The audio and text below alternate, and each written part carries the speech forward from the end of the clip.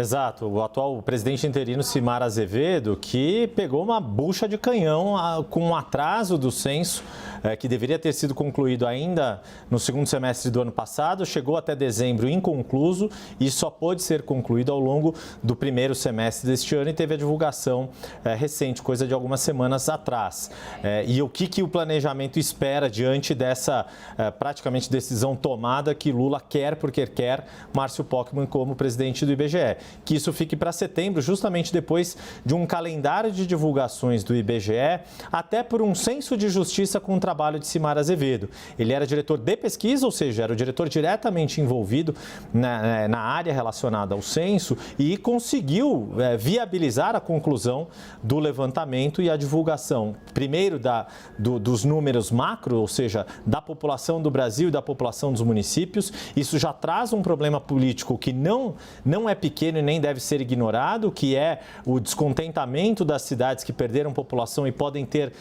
redução de repasses de fundos constitucionais, o fundo de participação dos municípios, etc. Mas tem toda uma agenda já estabelecida, por exemplo, de divulgação do censo quilombola, do censo indígena, e esse calendário, só pegar aqui para confirmar, a priori, as datas que Simone Tebet levou como planejamento da sua pasta em relação ao censo seriam concluídas em 1º de setembro, justamente na sede do IBGE, com a divulgação do Censo Favelas, que foi uma das iniciativas mais bem-sucedidas do atual censo, com o apoio da CUFA, do Instituto Locomotiva, por meio do Data Favela. Teve toda uma mobilização de uma agenda que é muito cara ao governo do PT, que é conseguir fazer o recenseamento das populações das comunidades. Chegar nesta divulgação com um presidente que não é bem visto na própria instituição poderia causar um ruído bastante grande numa divulgação tão cara ao governo do PT quanto o Censo Favelas.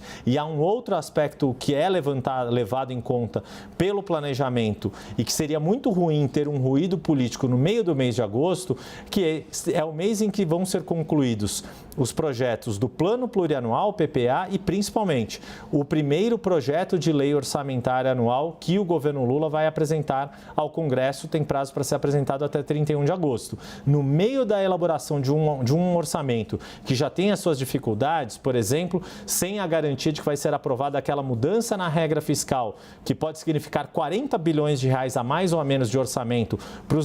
para todos os ministérios do governo Lula, ter um ruído político com essa troca assodada e vista dentro do IBGE e do planejamento como injusta, pode ser um problema que também pode ter consequências na própria elaboração do orçamento do governo Lula.